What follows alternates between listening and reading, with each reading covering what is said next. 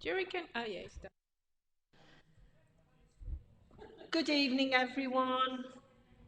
Are we ready? Meeting starting. Thank you. Good evening. I'm Councillor Maureen Cleaser, the Chairman of the Housing and Community Cohesion Policy Advisory Committee, and I'm pleased to welcome you to this meeting. The meeting will be broadcast live to our thousands of viewers and recorded for playback on the Council's YouTube channel. Will anyone be recording the proceedings, I ask, so that when people at the meeting will know if this is happening? Councillor Dawes. I reserve my right. Thank you. In time-honoured tradition, Councillor Mackay thanks you.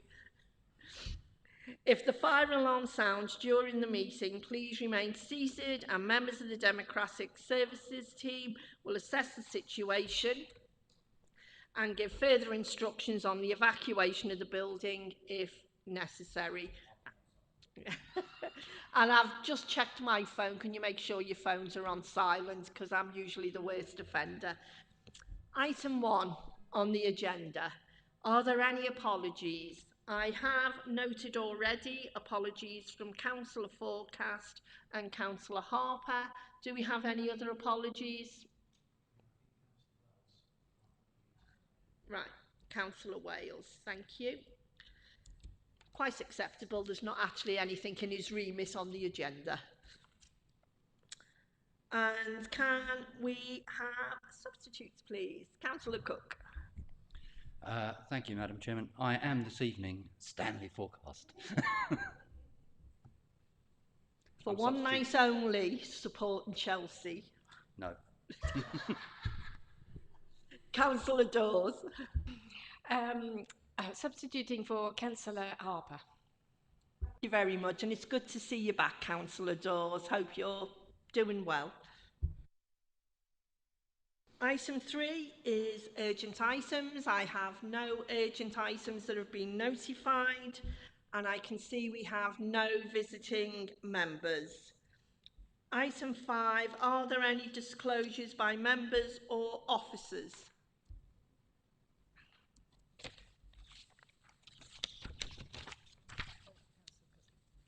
Sorry, Councillor Cook.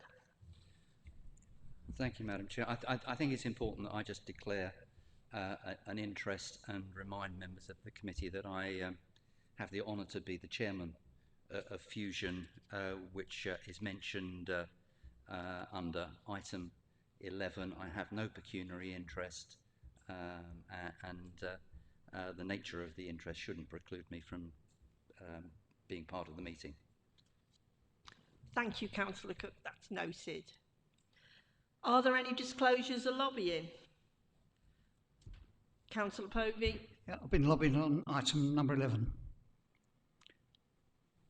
Thank you. Item 7, to consider whether any items should be taken in private because of the possible disclosure of exempt information. I move that all items be taken in public. Is that agreed? Thank you. Minutes of the meeting held on the 13th of January 2026, pages 1 to 6. Are there any comments of accuracy on the minutes?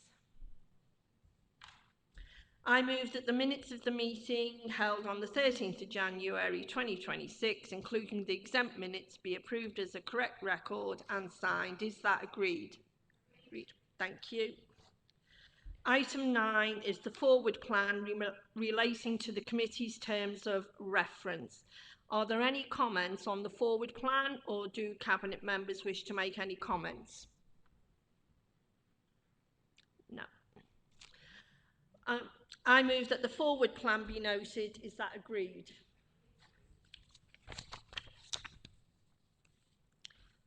Item 10, which will be introduced by Councillor Nagy, is e-scooters, e-bikes enforcement, challenges and the case for expedited government legislation.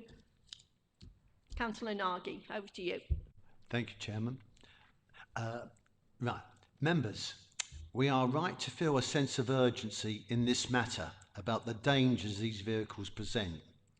People have been seriously injured and in rare cases killed in the UK due to e-scooters and e-bikes, and Maidstone has had some terrible incidents of its own. Locally, we are doing what we can through enforcement and education. Maidstone Police have seized nearly 200 e-scooters and around 40 e-bikes locally over the last 2 years. Council officers, alongside Kent Police, have delivered education events and issued press releases to raise awareness. Many riders, many of them adults, simply don't understand the law, and enforcement is difficult because the rules haven't kept up. But these rules are set nationally. Tonight's recommendation ensures Maidstone's evidence reaches the Secretary of State for Transport and asks that the members' bill being debated later this month is not only supported but expanded to include e-bikes as well as e-scooters. That is the only realistic way to fix the legal gaps Kent Police and our own team are facing on the ground. I have assurance that enforcement and education work will continue locally, but we need national clarity if we want people to understand the rules and behave safely. Through my letter to the Minister of Transport, the Home Office and the local MPs, I will make sure Maidstone's concerns feed directly into that debate. Martin and I are happy to take questions. Thank you. Thank you, Councillor Nagy. Anyone got any questions on this item? Councillor Dawes? Thank you, Mrs. Chair. I've prepared some notes. I'm very pleased to hear that we are going to trying to do some things about e-scooters and e-bikes because people do not understand what is legal and what is illegal. And it is a shame in this day and age that we're trying to push people to have electric cars, but yet are not able to use an e-scooter or an e-bike legally because there isn't the framework within policies to make them legals. So I'm hoping that that would be enforced in your letters, that we don't want to ban them or criminalize anybody that's using it, but making it safe, maybe implementing a new driving license for those kind of vehicles, rather like we've got for scooters and things like that. But I just wondered how the police see that there was going to enforce those kind of things, and what would they suggest that the government is implementing regulations-wise. Thank you, Councillor Dawes. Do you want to come back, Mr. James? Yep. Yeah, I'm not going to speak on behalf of the police, but I work closely enough with them to know that their stance on it is clear, that you cannot get insurance to drive an e-scooter. Therefore, it is illegal to have one on the road, and that's why they enforce the legislation as it is. But without that national clarity, we are limited in what further action we can take. I understand this. Councillor, through the chair. Thank you. Councillor Dawes, does that answer your question? Thank you, Mrs. Chair. It doesn't quite answer my questions because I have heard before that the police stance is that you cannot insure those vehicles. So for that reason, it is illegal. But yet the government could actually ask insurance to have an insurance policy, to make it legal and work with the other sectors of insurance to make it happen.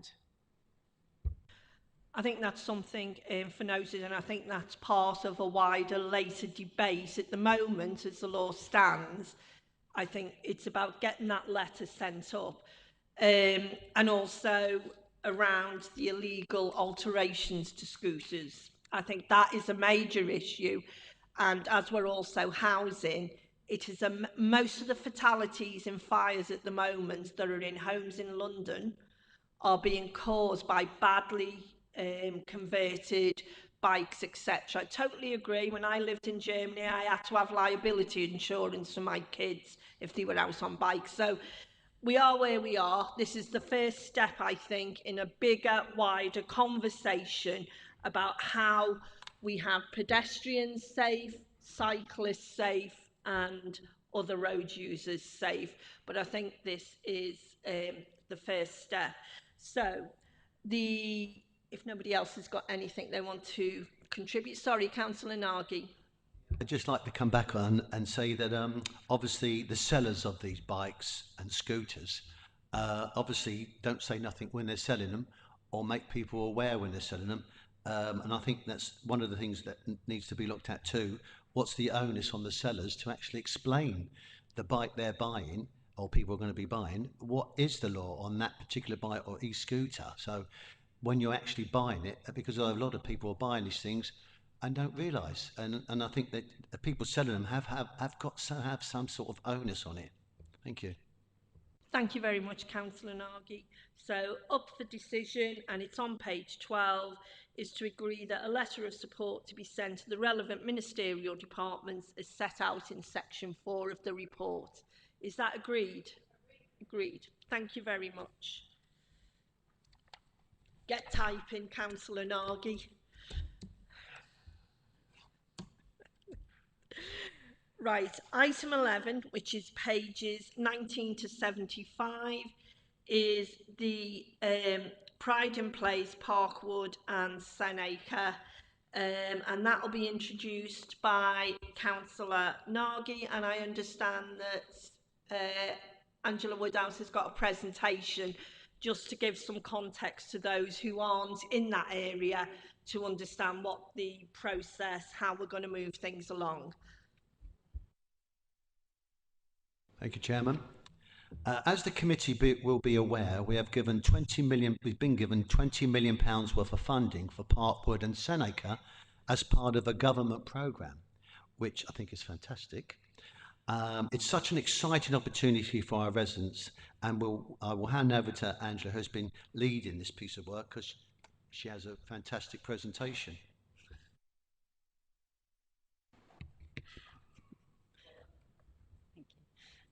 Thank you, Chair, and thank you, Councillor Nagy. So yeah, I just thought it would be worthwhile taking you through a short presentation rather than just relying on the report. It might make it easier, and I'm happy to take questions as I go or at the end. So just to start really, so this is a government programme, it's called Pride in Place, and it supports communities to drive forward the changes they want to see in their neighbourhoods. It's an investment of £20 million over the next 10 years for community-led regeneration. There's several principles underpinning it. It's long-term, it's flexible, it's community-led, and it will be supported both by us and by the Ministry of Housing, Communities and Local Government. There's several objectives. One is to build stronger communities, the second is to create thriving places, and the third is to empower people to take back control.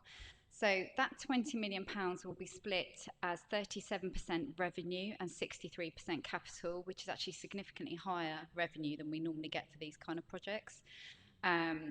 Parkwood and Seneca was chosen as part of phase 2 of Pride in Place funding. So the government selected, I think it was 20 authorities in England and 5 in Scotland. They've then gone on to select another wave after, and we've been waiting on guidance that come out in December.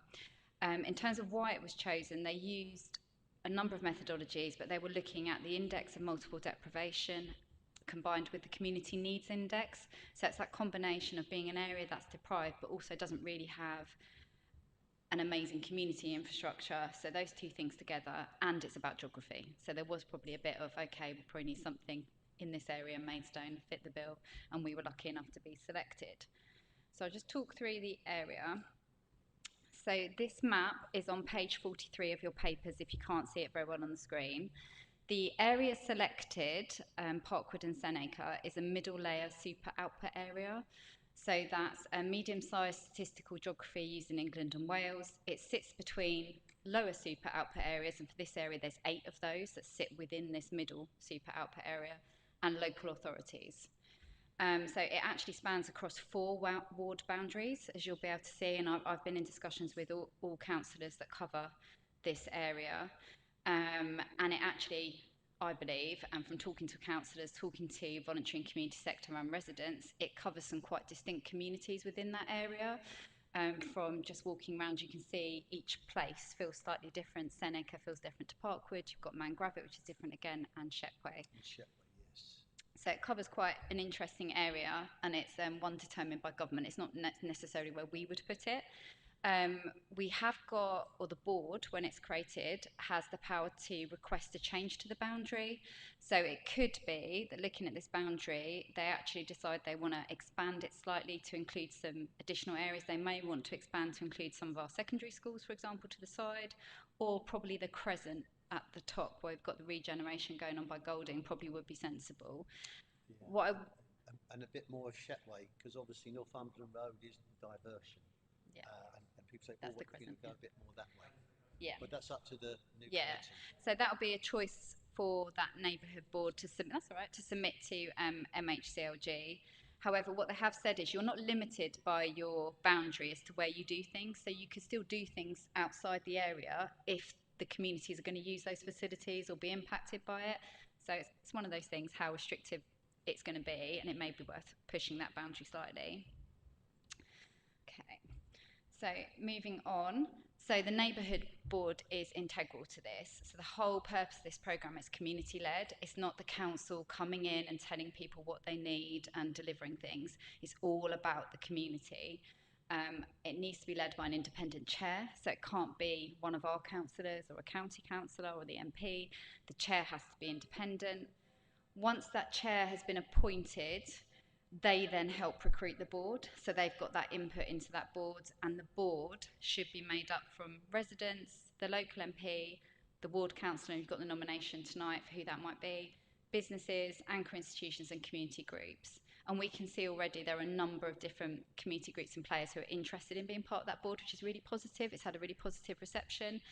And there is a lot of work already going on in that area. We're quite lucky, even though it might hit the criteria on the Community Needs Index, you have got a lot of good bodies in the area doing a lot of good work.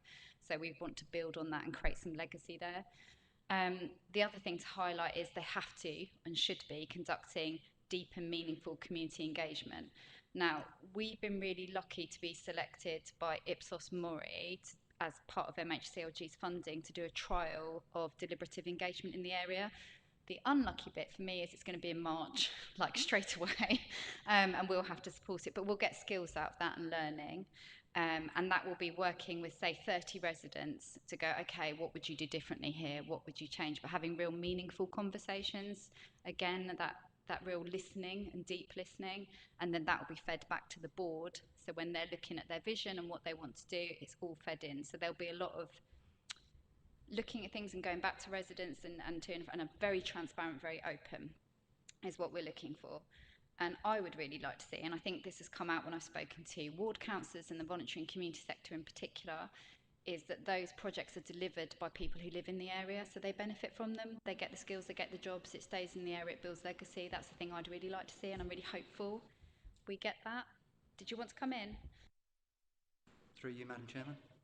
Just briefly, I think the Ipsis Mori and pulling together 30 local residents, but that's 30 across the what area, and also given a number of the issues that are common throughout Shepway and Parkwood,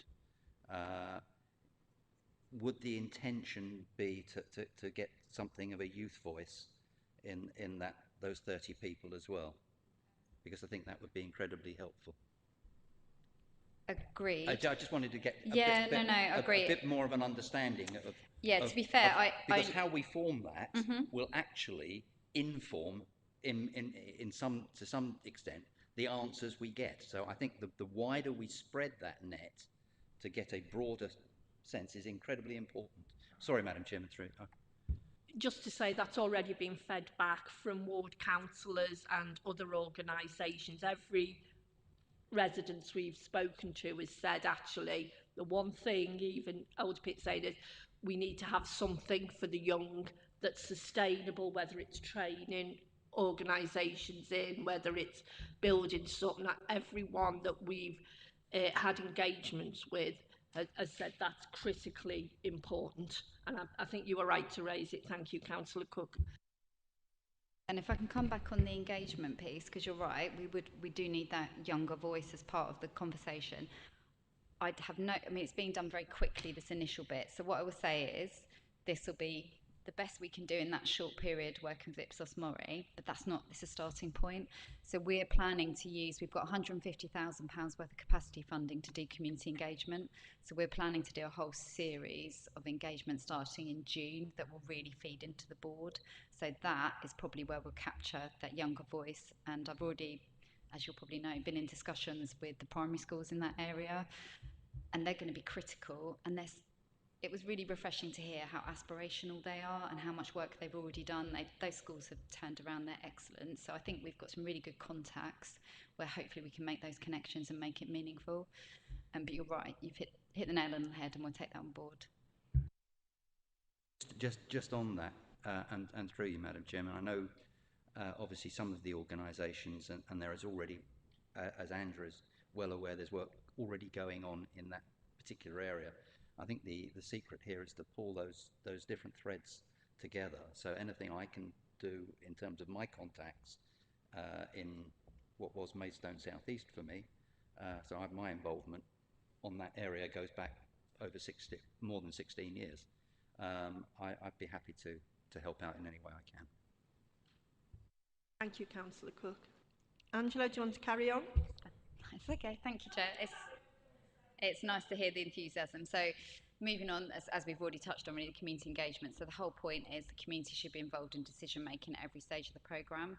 So one of the initial pieces of work will be developing that 10-year plan for the area. That should be through a series of conversations, and I would argue iterative. So it should be the board using initial community feedback, coming up, then going back, and then going back again. So there is constant feedback, and we're making sure that everyone has bought into that. Just to give you a flavour of how broad this fund is, so this is a list of interventions from MHCLG, and it shows you what the fund could cover. So in terms of what the community might need, they've really tried to make an expansive list of interventions so the community could pick pretty much anything in terms of what they really need for the area. So they've not been restrictive. So it goes all the way from regeneration, so it could be arts and culture initiatives, it could be improving green spaces, it could be housing, so it could be modernising housing, it could be about safety and security, so antisocial behaviour initiatives, it could also be about work productivity and skills, and there is another piece around cohesion. So really we do need to listen to the community, see what they want. I think for me we'll try and make sure it's fairly focused, because we can't do everything. Even though 20 million sounds like a lot of money, it'll disappear if it's housing. So I think there's a conversation we need to have, hear what people want, and then make the best use of that money. And then just to share what we're the council's role. So we're the accountable body, so we hold the money, but the board spends it. So we in effect hold it. We're another safeguard and control for MHCLG. So our 151 will sign things off. We'll make sure the right governance is in place, and we'll ensure they're following the right procurement processes. We've also just gone through an evaluation panel for a project officer to support the board, and we'll appoint that person and then make sure we're supporting the board properly, and the board has all the tools and the right things in place to deliver, and will help assist with the board selection, recruitment of the chair. The talking to MHCLG is the MP we have to consult with on appointment of the chair, and then that goes off to MHCLG for approval in July, as well as the board itself. And we'll also make sure they meet all the technical requirements that MHCLG, the various reports and different things we have to produce. And then in terms of timeline, just to highlight, so we're still waiting for a tailored data pack from MHCLG to inform our investment priorities. We've developed our own, because we're impatient. So our own pack is on the agenda, so you can see the data we've pulled together. We have got £150,000 as a year zero capacity payment to support board development, community engagement and recruitment, so we will be utilising that. And then funding will come into the board with, it'll be 135k of revenue coming in July or June, and then another 135 once they've submitted the plan. So it's a way of holding the board to account, and they'll get £120,000 capital payment this year. So there's a small amount this year, and then next year it really starts, and it'll be 2 million they'll be getting. So it gives them a chance to get up and running, get some quick wins, and then get spending big money. You can you can plan to spend ahead, so you don't have to spend it in year. You can save up for bigger projects. So there's no pressure to get it all out the door. Yeah, and that's it really in terms of the neighbourhood board submits the Pride in Place plan to MHCLG in November, and then in spring we get the money. Thank you very much, Angela. You've already spoken twice. I'm going to bring in Councillor Nagy. And then Thank you, I'll come Chairman. to you. I just wanted to say I've seen some schemes over the years in Parkwood and areas where other people think that's what's the best place. You know, that other people thought, and they haven't turned out to be successful. But this one is quite unique. It's a large amount of money, and only the local people will say where it goes. And I think, in all my years, I've not seen one like that. So whoever thought this one up, it's a bit of an achievement. Obviously, I would like to have seen all the borough covered, but you can't have everything in life, and that part of the town's always had its certain problems and things. But this being decided by the people, for the people, and all those words, is fantastic. And I just wanted to say it's a bit of a unique scheme, and hopefully it will be at the end of it. If I'm still here, I'll be saying, "Cool, that was a great project." Thank you. Thank you, Councillor Nagy. I think that's correct. And, you know, one of the things you've noticed in the regeneration scheme is there's been very little graffiti because the local kids were involved in doing all the artworks around that site. And whilst you may have had complaints about, you know, parking in that with the contractors, which you're going to get, actually there's been very little antisocial behaviour on that site, and that's because the community has been working with the local sort of providers. And to be fair to Skill Crown, they have invested quite a lot of money within the area to support local organisations. Councillor Cook and then Councillor Kadka. Thank you, Madam Chair. In terms of that advanced funding, just wondering, Angela, what in terms of the responsible organisation, I know some of this, I think, but it would be helpful to for the committee, myself, to get a better understanding of the level of support that this council and successor councils to this one will be required to provide to the chairman and to the board in terms of how many FTEs would we maybe need to dedicate to that, and I think you mentioned some figures, and I just wanted the assurance that those numbers are already in the budget for next year. Do you want to reply to that now, Angela? Because my understanding is it's not our money, we're just holding it over there in a suspense account, but I'll let you do it. But I think Angela knows what I'm getting at as well. Yeah, correct. So we hold it. However, the initial capacity fund of 150,000 we are allowed to spend, but we consult MHCLG and tell them what we spent it on. So, and they're quite clear on what they expect us to spend it on, so it'll be accounted for properly. They'll audit and make sure we're doing everything properly and reporting to them. With regard to the support we give, so the project officer post I mentioned would be funded by the board.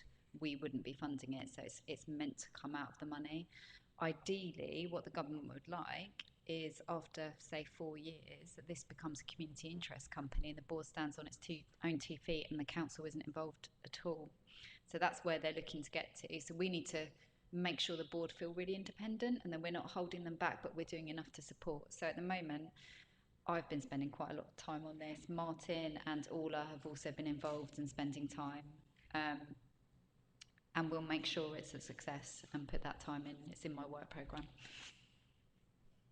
Thank you, Angela. Councillor Kadka, you had your hand up, and afterwards I'll take Councillor Povey. Thank you, Chair.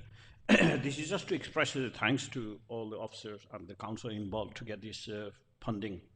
I think just looking at the sheer volume of work it's gone to get this funding, I think you can imagine the pressure on that.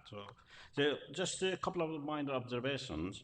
The page number 23, 2.2, which the trailblazer phrasing is no longer used, but report we received, it is still refer the trailblazer rather than the pride in place. Is that just the, yeah, because, sorry. No, thank you for pointing that out, Councillor Kadka. So yeah, originally they called us Trailblazer. They've quietly dropped it. It appears once in the guidance that's been released. They're now very firm that it's Pride in place and we're phase 2. But yeah, thank you for mentioning that because it is a bit confusing. Sorry. Thank you, Councillor Kadka. Sorry, Chair, just one more. On the Gantt chart, page number 37, from May 27 till September 27, there's no action. Is that where the project starts and finishes? Thank you.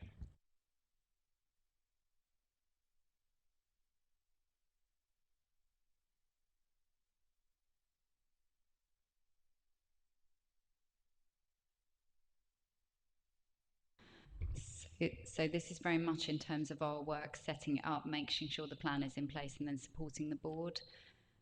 So we'll develop this as we go, but at the moment that's where we foresee the biggest chunk of work is now. And then from May 27, it will be technical support, but probably not as much as we have been doing because the board should be more independent. Councillor Povey. Thank you, Madam Chairman.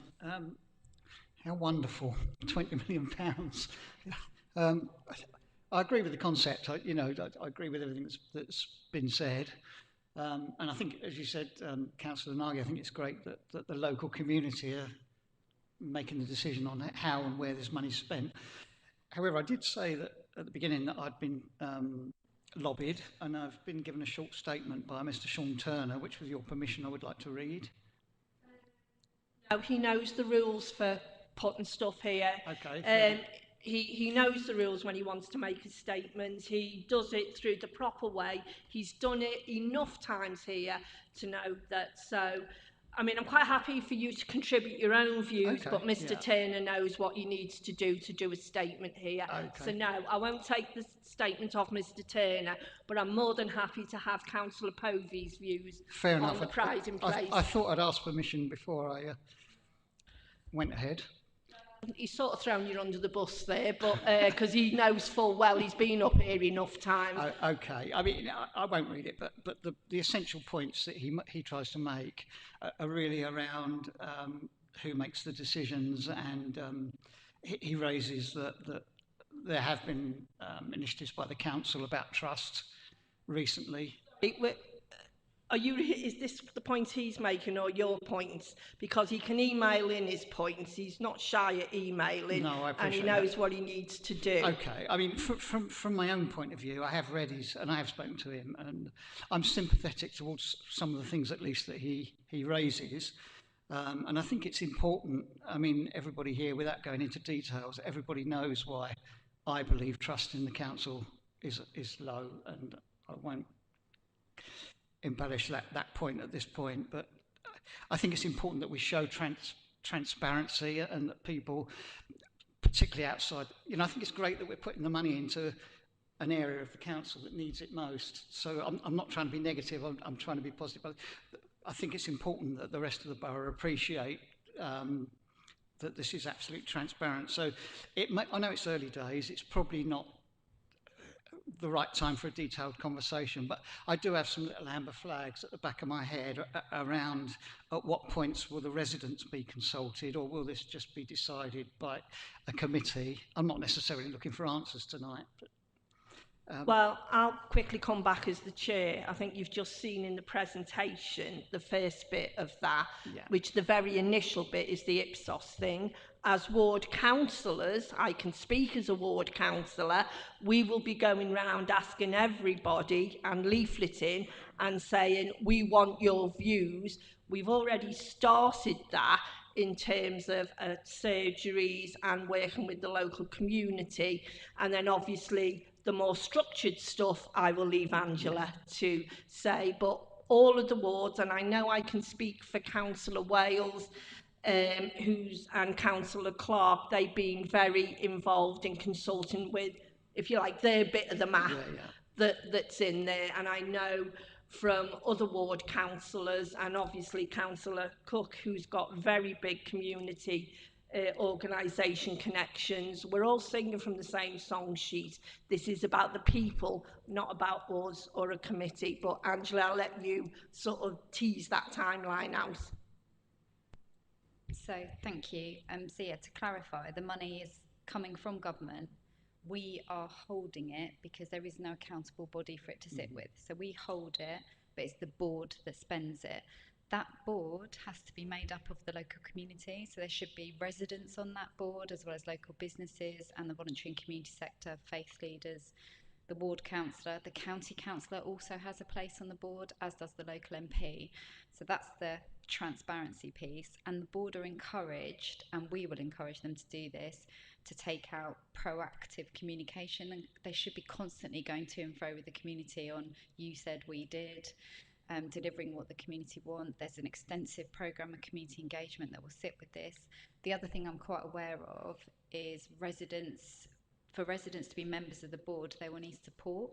So I envisage we will use some of the money, the £150,000 capacity, to provide mentoring and support for people, because it's quite a big undertaking to sit on a board with quite formal people and huge amounts of money. It's going to feel, I would feel daunted and a bit overwhelmed. So we want to make sure residents feel secure and able to take on that role, and we will look to support them as much as possible.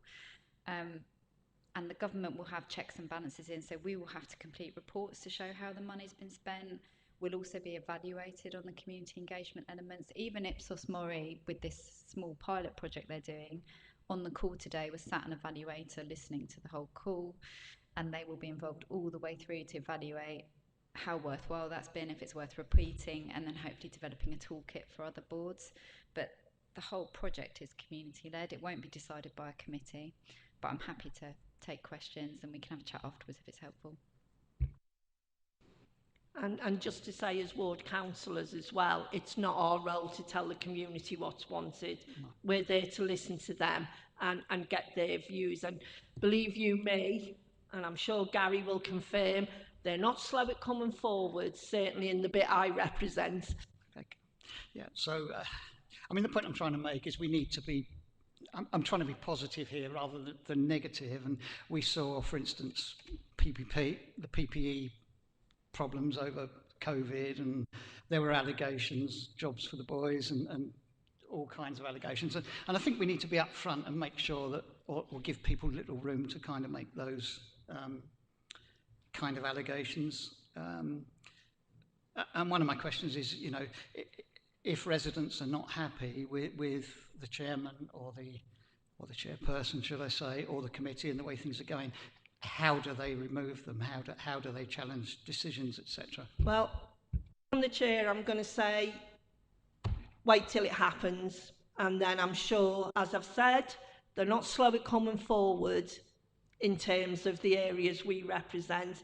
Gary knows, he was on the sharp end of it for a number of years, weren't you, Gary?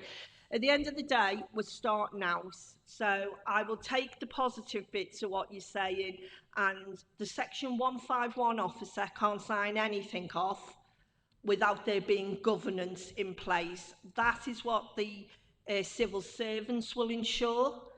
And I don't know about anybody else, but as someone who worked through the COVID on the front line, actually sort of making out that people who are going to be on that board or councillors are quite the same as Michelle Moan is a bit of an insult, actually, Councillor Povey, and I do take offence.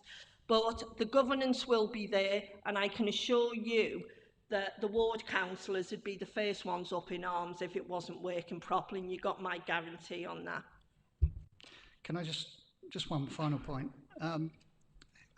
Just to float an idea, really, I'm not making a proposal at this point, but would it be more transparent if the chairperson was either selected or at least ratified by full council? Yeah. Now, the rules are quite clear on what, if we start going down that road, they'll take the money away. So if you want to float that idea to the civil servants, that's up to you. But as a ward councillor, I'd be quite annoyed if we lose money, because the rules are there, they're set. It's working well in other areas. The community interest companies work in local areas where the local people are in control. So anyone else got any contributions they want to make on this before we go to the vote? Councillor Cook. Oh, sorry, Councillor Dawes, you were first, and then Councillor Cook. Thank you, Mrs. Chair. My question is how big the board is? Is there a maximum numbers of people that can be on the board, or minimum, or what is it like? Good question. I've actually got a conference I'm going to on Thursday on Pride in Place being run by MHCLG, where I'm hoping they're going to answer some of these questions because that isn't in the guidance. This is awful. In my head, I'm thinking you're looking up to probably 15, but you want to have enough so you've got that cross-representative group, but not so big it's unmanageable. So I was thinking of my own experience. I'm on a board and there's 20, but 15 is probably more manageable. Yeah, we want a young voice, we want community, business. So apologies, I will give you more detail as I get it, but that's where we're at. Thank you. If I could quickly come in before Councillor Cook, we'll get regular updates in terms of, and I think that's important as well, you're right, we can't just say that's it and off you pop. We'll get regular updates to the committee and through Cabinet and that. Councillor Cook, thank you. Thank you. Not a question, just wanted to make some observations, if I might, through you, Madam Jim. I like everybody else, I just thoroughly welcome the initiative. I don't care that it comes from a party that I'm not particularly sympathetic to. It's a good idea, and where good ideas come from, they're still good ideas. I don't underestimate the challenge that the board is going to have in representing the different parts of the area. This is not a single community, it is multiple communities, and then you've got the communities within the communities. So to get a representative board is going to be challenging. To get agreement on the board to the projects is going to require some excellent chairmanship from whoever, or chairwomanship, sorry, chairman, chair, absolutely. But you know what I mean. It's going to be challenging.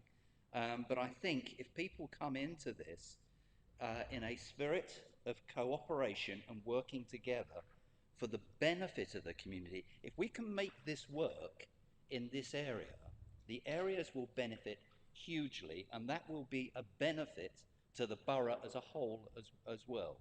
I think the aspects, Chairman, you're absolutely right that there are certain people in those communities that are not slow in coming forward with ideas. They're not always good ideas, those people, though. So, and certainly maybe they don't match the good idea and intent of this £20 million that has fallen into our lap. So I welcome it, and I look forward to playing my part and helping it to deliver the best possible outcomes that it can, because that's what we've got to aim for. So thank you. Thank you, Councillor Cook, and thank you for a very good debate on this. And I think you're absolutely right. The one thing I've learned since becoming a councillor, I don't care whose good idea it is. We supported the Conservatives on the social housing. We've supported the current administration. If it's a good idea and it's the best for our communities, then we all agree. And I think probably we're one of the few councils where it doesn't get very antsy on stuff, because, you know, you can disagree, but you can disagree respectfully and then get on with the job. Because at the end of the day, we all got elected to ensure that the local people we represent and the borough we represent is the best that it can be. So, thank you all for a lot of good debate. The point that you are asked is to consider the following recommendation to the Cabinet, and that is on page 20. Can I see a show of hands whether you agree with those recommendations? I'm going to not vote because my name's mentioned, by the way, so that is carried. Thank you very much, everyone. I now declare the meeting closed. Don't know if there's any football on.